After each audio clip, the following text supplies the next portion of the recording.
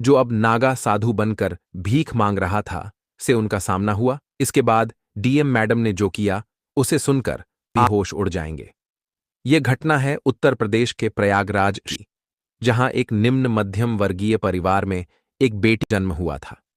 परिवार में पहले भी कई लड़कियां जन्मी थीं और फिर से एक लड़की का जन्म हुआ तो परिवार के लोग मायूस। सभी को बेटा चाहिए था, लेकिन बेटी के जन्म कोई खुश नहीं था। बच्ची का नाम कविता गया।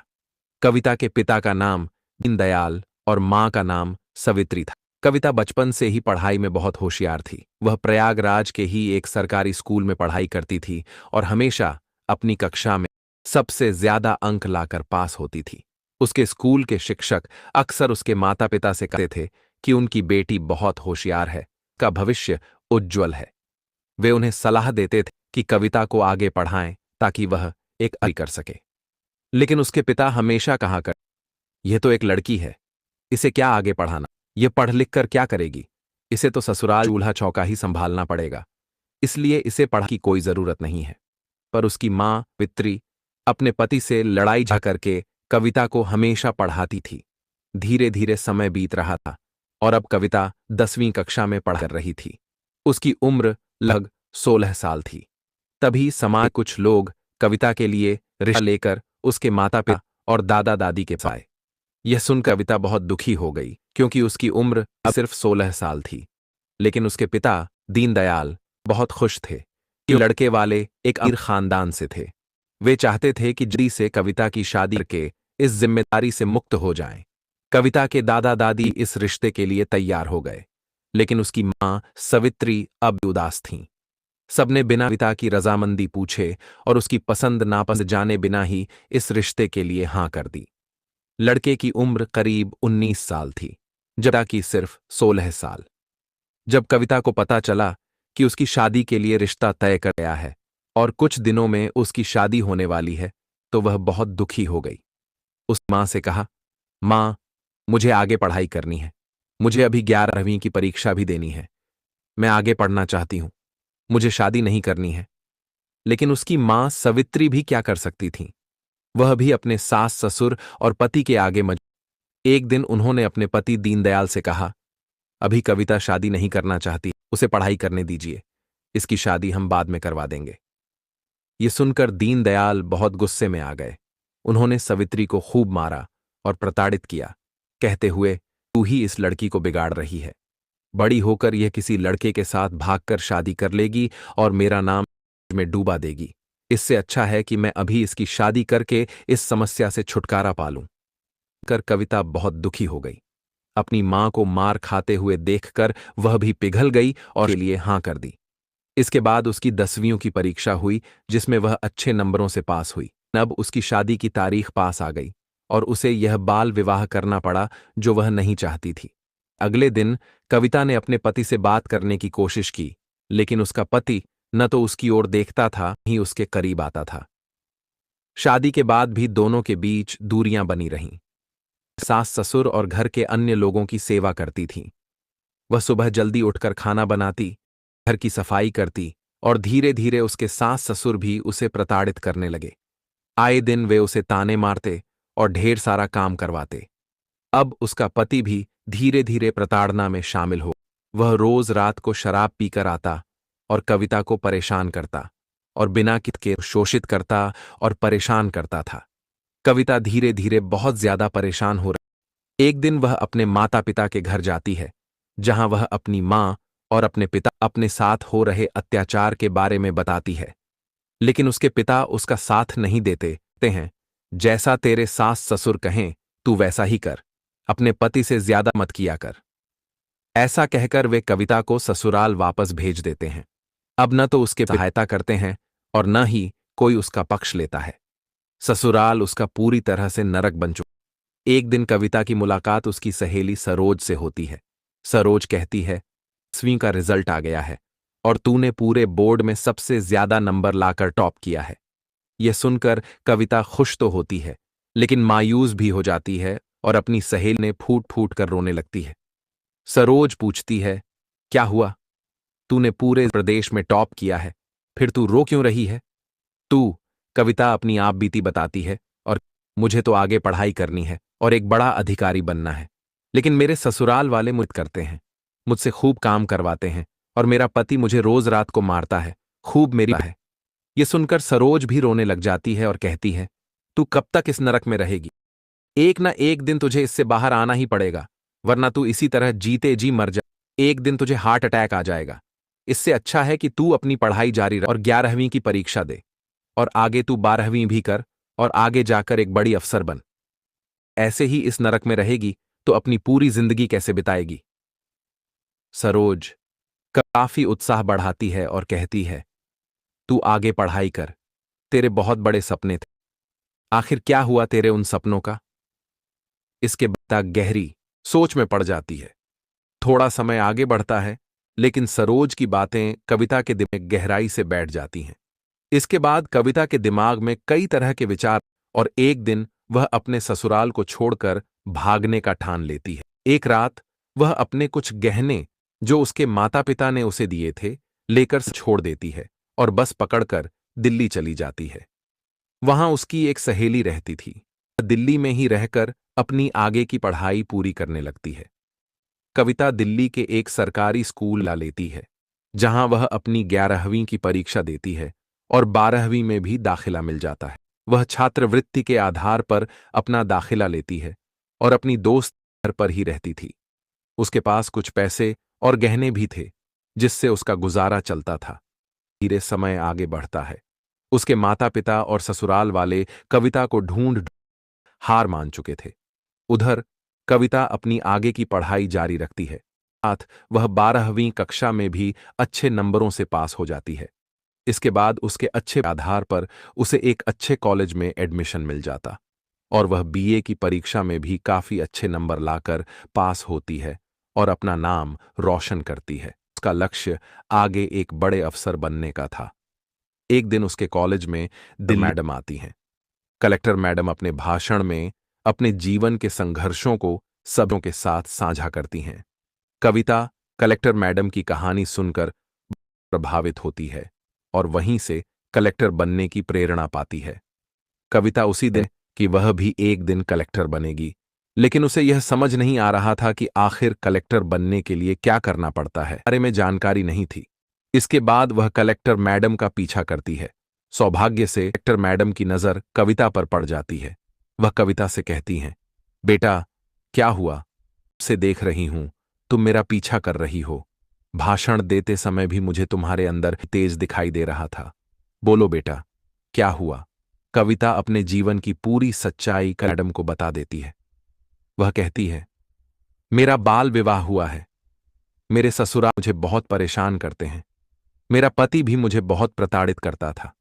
वहां से भागकर मैं एक सरकारी स्कूल में दाखिला लिया और अब बीए की परीक्षा दे रही हूं। यह सुनकर मैडम कहती हैं, कविता बेटा, तुम बहुत बहादुर हो और तुमने बहुत अच्छा किया कि अपने उद्देश्य के लिए कदम उठाया। अगर तुम चाहो तो अपने भविष्य को बहुत सुनहरा बना सकती हो। कविता उनसे पूछती है, मैडम, मुझे आगे जाकर क्या करना चाहिए? मैं भी आपके जैसी बड़ी बनना चाहती हूं। तब कलेक्टर मैडम कविता को बताती हैं, अगर तुम्हें मेरे जैसा बड़ा बनना है तो तुम्हें आईएएस की परीक्षा देनी होगी। यह परीक्षा काफी कठिन होती है, लेकिन मुझे तुम में वह काबिलियत नजर आ रही है। अगर तुम चाहो तो यह परीक्षा दो और करो। एक दिन तुम भी एक बहुत अच्छी कलेक्टर बनोगी। यह सुनकर कब प्रभावित होती है। अब उसे अपना लक्ष्य मिल चुका था। वह समझ चुकी थी कि उसे कलेक्टर बनना है। इसके बाद वह बाकी परीक्षाएं पास करके आईएएस बनने की तैयारी में जुट जाती है।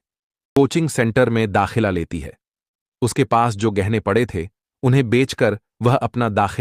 कविता अपनी आगे की पढ़ाई जारी रखती है। इसके बाद उसकी मुलाकात एक लड़के से होती है जो आईएएस की तैयारी कर रहा होता है। उसका नाम रवि था। कवि के बीच धीरे धीरे दोस्ती हो जाती है। रवि भी पढ़ाई में बहुत तेज था और उसकी जिंदगी भी काफी गंभीर थी। वह भी एक गरीब परिवार से था और अपने पूरे घर बार को छोड़कर रहने के लिए दिल्ली आया था। धीरे धीरे दोनों के बीच नजदीकियां बढ़ने लगती हैं। दोनों एक दूसरे का उत्साहते हैं और एक दूसरे को पढ़ाई में आगे बढ़ाने में मदद करते हैं। वे साथ में आईएएस की परीक्षा की तैयारी एक के बाद एक वे आईएएस की परीक्षाएं देते जाते हैं और पहली परीक्षा में 2 नंबर लाकर पास हो जाते हैं।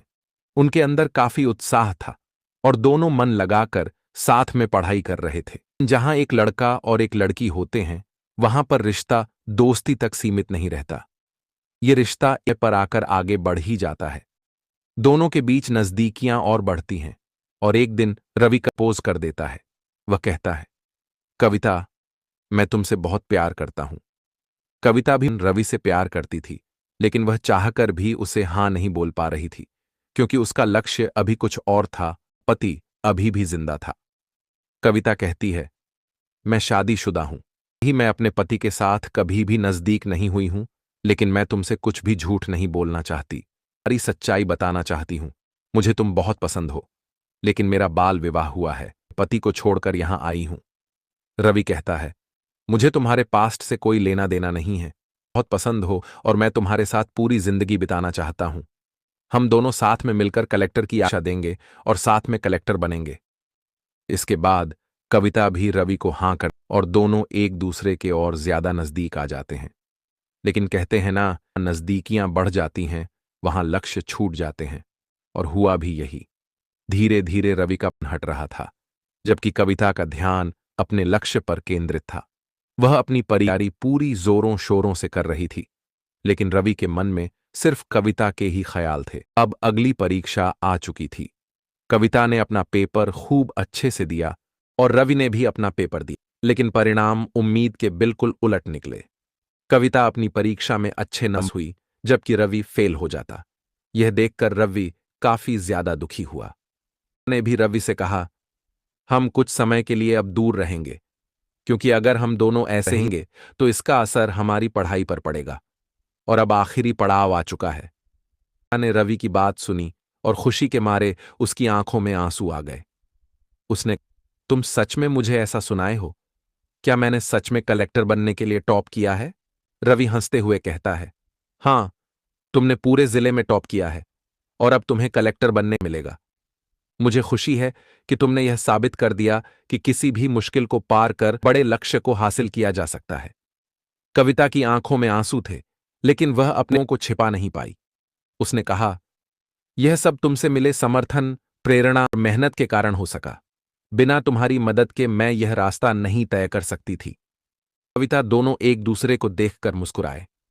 कविता के लिए यह सफलता सिर्फ एक व्यक्तिगत नहीं थी, बल्कि यह हर उस कठिनाई, संघर्ष और दर्द का प्रतीक थी जिसे उसने मन में सहा था। कविता का जीवन अब एक नई शुरुआत की ओर बढ़ रहा था और रवि भी कविता को देखकर गर्व महसूस कर रहा था।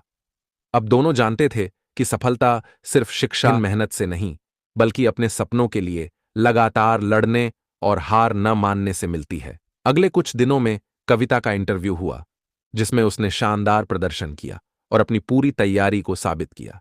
परिणाम आया और कविता ने कलेक्टर अपना पूरा किया। रवि ने उसकी कड़ी मेहनत को देखा और कहा, तुमने सिर्फ अपने लिए नहीं, बल्कि उन सभी महिलाओं के लिए भी एक मिसाल पेश की है, जो समाज में दबावों और चुनौतियों का सामना करती है। तुमने हमें सिखाया कि किसी भी स्थिति में अपने सपनों से समझौता नहीं करना चाहिए। कविता ने कहा, यह मेरी केवल व्यक्तिगत सफलता नहीं है, यह उन सभी लोगों की सफलता है जिन्होंने मेरे सपने मिस किया और मुझे हर कदम पर समर्थन दिया। अब कविता कलेक्टर बन चुकी थी। सफर यहीं खत्म नहीं हुआ था। उसने और रवि ने कसम खाई थी कि वे दोनों एक साथ नहीं छोड़ेंगे और अपनी मंजिल तक एक साथ आगे बढ़ेंगे। कविता ने रवि को गले लगा बहुत रोते हुए पूछा, तुम्हारे रिजल्ट का क्या हुआ? रवि ने मुस्कुराया, मैं तो तीसरे अटेम्प्ट में भी फेल हो गया था और चौथे अटेम्प्ट में भी फेल। यह सुनकर कविता का दिल भर आया। उसने मायूस होकर कहा, मुझे माफ कर दो। लेकिन रवि ने हौसला देते हुए कहा, कोई बात नहीं, तुम तो कलेक्टर बन गई हो ना, मैं उसमें ही खुश हूं। दोनों ने एक दूसरे को फिर से। इसके बाद कविता ने रवि से कहा, मैं डीएम के पद पर होने से पहले तुमसे शादी करना चाहती हूं, लेकिन उससे पहले मुझे कानूनी तौर पर अपने पति से देना पड़ेगा। कविता ने अपने पति को तलाक का नोटिस भी जारी किया। उधर से कोई जवाब नहीं आया। धीरे धीरे समय बीतता गया और रवि दोनों साथ रहने लगे। वे अब भी शादी नहीं कर पा रहे थे, क्योंकि कविता पहले पति से तलाक नहीं हो रहा था। इतने में कविता की पहली पोस्टिंग उत्तर लखनऊ शहर में हो गई। जहां उसे अपना कार्यभार संभालना था। सबसे पहले कविता मां से मिलने घर गई। उसने घर जाकर अपनी मां को ढूंढा, जो किचन से बाहर आईं। अपनी बेटी को सामने देखकर मां खुशी से झूम उठीं। उन्होंने कविता को गले लगाया और कहा, बेटी, तू कहाँ गई थी इतने साल? हम सब बहुत परेशान थे। मां को बताया, मां, मैं दिल्ली में थी। वहां मैंने खूब मेहनत की और एक्टर बन गई हूं। यह सुनकर उसकी मां की आंखों में आंसू आ गए और उन्होंने को बुलाया। कविता के पिता अपनी बेटी को देखकर खूब रोने लगे और कहते हैं, बेटा, मुझे माफ कर दे। इस समाज में बेटियों के साथ इतना गलत, जिसके चलते मैंने तेरी नाबालिग अवस्था में ही शादी करवा दी थी। तेरे ससुराल वाले बहुत प्रताड़ित किया था, फिर भी मैंने तेरी एक नहीं सुनी थी। आज मुझे खूब एहसास हो रहा है। कविता के पिता रो रो कर उससे माफी मांगे। कविता ने अपने दोनों माता पिता को गले लगाते हुए कहा, ठीक है, आप मेरे साथ चलिए। हम अब एक अच्छे घर में साथ रहेंगे। साथ ही कविता के माता पिता भी उसके साथ रहने लग गए। धीरे धीरे समय बीतता गया। एक दिन प्रयागराज में महाकुंभ मेले का आयोजन हो रहा था। मां ने उससे कहा, बेटा, अगर तुम्हें अपने काम से थोड़ी सी फुर्सत मिल जाए तो प्रयागराज कुंभ मेले में चलें। कविता ने अपनी नौकरी से 2 दिनों की छुट्टी अपने माता पिता के साथ प्रयागराज जाने का फैसला किया। यह महाकुंभ सदी का बड़ा आयोजन था।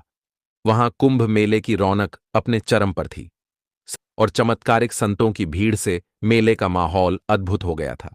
डीएम मैडम की मां और पिता के साथ इस पवित्र महाकुंभ मेला घूम रही थी। वह नदी के घाट पर पहुंची, जहां स्नान हो रहा था।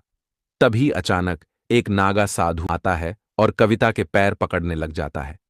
कविता ने चौंकते हुए पूछा, आप मेरे पैर क्यों पकड़ रहे हो? साधु महात्मा ने अपने मुंह से, और यह देखकर कविता स्तब्ध रह गई। वह साधु कोई और नहीं, का पहला पति था। कविता ने कहा, आप साधु के रूप में कैसे? साधु यानी कविता के पति ने कहा, जब तक तुम मेरे साथ थीं, तुम्हारी कदर नहीं की। मैं तुम्हें रोज पीटता था, लेकिन जब तुम मुझे छोड़कर गईं, तो मुझे तुम्हारी बहुत कमी महसूस हुई। मेरे माता पिता को भी तुम्हारे बिना बुरा लग रहा था।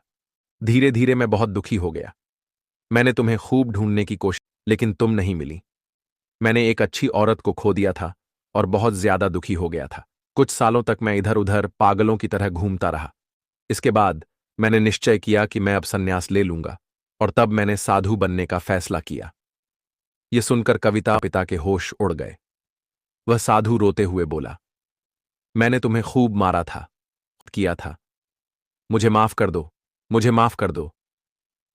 कविता ने पहले पति से कहा, अगर आप मुझे नहीं मारते, नहीं प्रताड़ित कर, तो आज मैं कलेक्टर नहीं बन पाती। नियति ने यही लिखा था, जो भगते हैं वही होता है। अगर आप और आपके माता पिता मुझे प्रताड़ित, तो आज मैं डीएम नहीं बन पाती। इसके बाद डीएम मैडम यानी कवि उस अघोरी साधु जो उनके पहले पति थे से कानूनी तौर पर तलाक ले लेती हैं। तलाक कविता और रवि की शादी होती है। उनकी शादी बेहद धूमधाम से होती है और एक दूसरे के साथ प्रेम पूर्वक रहने लगते हैं।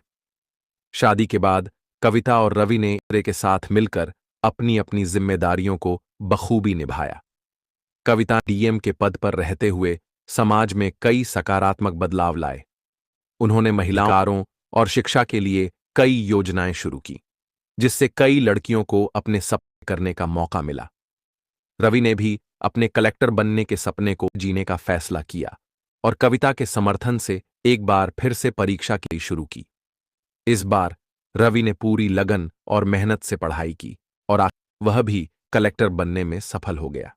दोनों ने अपने अपने क्षेत्रों में आदर्श बनकर समाज के सामने एक उदाहरण प्रस्तुत किया। उनकी कहानी ने न केवल लोगों को, बल्कि यह भी दिखाया कि अगर सही समय पर सही फैसले लिए जाएं और सच्चे का साथ हो, तो किसी भी मुश्किल को पार किया जा सकता है। उनकी सफलता पूरे देश में चर्चा का विषय बन गई और कई युवा उनके जीवन से प्रेरणा अपने सपनों को साकार करने के लिए आगे बढ़े। कविता और रवि का जीवन प्रेरणादायक कहानी बन गया, जो समाज में परिवर्तन और उम्मीद की किरण लेकर आया। दोस्तों, इस कहानी का उद्देश्य किसी को दुखी करना या किसी की भाव ठेस पहुंचाना नहीं है। हमारा उद्देश्य आपको जागरूक और सतर्क करना है कि आप इन कहानियों से सीख लेकर समाज में एक सकारात्मक बदलाव का हिस्सा बन सकें। कहानी का संदेश, कविता और रवि की कहानी हमें सिखाती है जीवन में कितनी भी कठिनाइयां आएं, अगर हम अपने लक्ष्य पर दृढ़ रहते हैं और मार्गदर्शन पाते हैं तो कोई भी बाधा हमें रोक नहीं सकती। यह कहानी गांव की शिक्षा, आत्मनिर्भरता और समाज में समानता के महत्व को भी उजागर करती। समाज को संदेश। इस कहानी से हमें यह सीख है कि हर व्यक्ति को अपने अधिकारों के प्रति जागरूक होना चाहिए और प्रकार की प्रताड़ना को सहन नहीं करना चाहिए। हमें महिलाओं की शिक्षा, स्वतंत्रता का सम्मान करना चाहिए और उन्हें आगे बढ़ने के लिए प्रोत्साहन चाहिए। आपसे निवेदन है कि हमारे YouTube channel fire crime story hub like, share और सब्सक्राइब करें। हमारा उद्देश्य इन कहानियों के माध्यम से समाज में जागरूकता फैलाना है ताकि आप सतर्क बेहतर समाज के निर्माण में योगदान दें। आज के लिए बस इतना ही। कल फिर मिलेंगे एक नई कहानी के साथ। आपके समय और के लिए बहुत बहुत धन्यवाद। दोस्तों, इस वीडियो में संदेश इस कहानी में हमें यह सीखने को मिलता है कि हर व्यक्ति को अपने अधिकारों का प्रति जागरूक होना चाहिए और किसी प्रकार की प्रताड़ना को सहन नहीं करना चाहिए। हमें महिलाओं की शिक्षा और स्वतंत्रता का सम्मान करना चाहिए और उन्हें आगे बढ़ने के लिए प्रोत्साहित करना चाहिए। आपसे निवेदन है कि हमारे आपको क्या सीख मिलती है। हमारे देश में आज भी कई ऐसी जगह हैं जहाँ बाल विवाह जैसी कुप्रथाएं जारी हैं। कई लड़कियों के माता पिता उनकी बचपन में शादी तय कर देते हैं, जिससे उनके सपने अधूरे रह जाते हैं। मैं आपकी इस पर क्या राय है, कृपया अपनी विचार कमेंट जरूर साझा करें और हमारे चैनल पर प्रेरणादायक कहानी। और दोस्तों, इस कहानी का उद्देश्य किसी को दुखी करना या किसी भावनाओं को ठेस पहुंचाना नहीं है। हमारा उद्देश्य है कि आपको वीडियो में सतर्क करें और जागरूक करें, बाल विवाह को रोकने के लिए सकारात्मक बदलाव का हिस्सा बने सके। कहानी का संदेश कविता और रवि की कहानी हमें सिखाती है कि जीवन में कितनी भी कठिनाइयाँ आएं, अगर हम अपने लक्ष्य पर दृढ़ रहते हैं या सही मार्गदर्शन पाते हैं तो कोई भी बाधा हमें रोक नहीं सकती है। यह कहानी महिलाओं की शिक्षा, आत्मनिर्भरता और समाज में समानता के महत्व को उजागर करती है। समाज को संदेश इस कहानी में हमें यह सिखाने को मिलता है कि हर व्यक्ति को अपने अधिकारों के प्रति जागरूक होना चाहिए और किसी भी प्रकार की प्रताड़ना को सहन नहीं करना चाहिए। हमें महिलाओं की शिक्षा और स्वतंत्रता का सम्मान करना चाहिए और उन्हें आगे बढ़ने के लिए प्रोत्साहित करना चाहिए। हाँ, आपसे निवेदन है कि हमारे चैनल को सब्सक्राइब करें और कमेंट करें।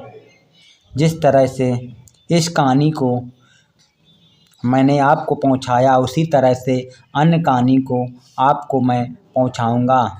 इस वीडियो में जिस तरह से कहानी है उससे और ज़्यादा और मनोरंजन कहानी आपको भेज देंगे। धन्यवाद।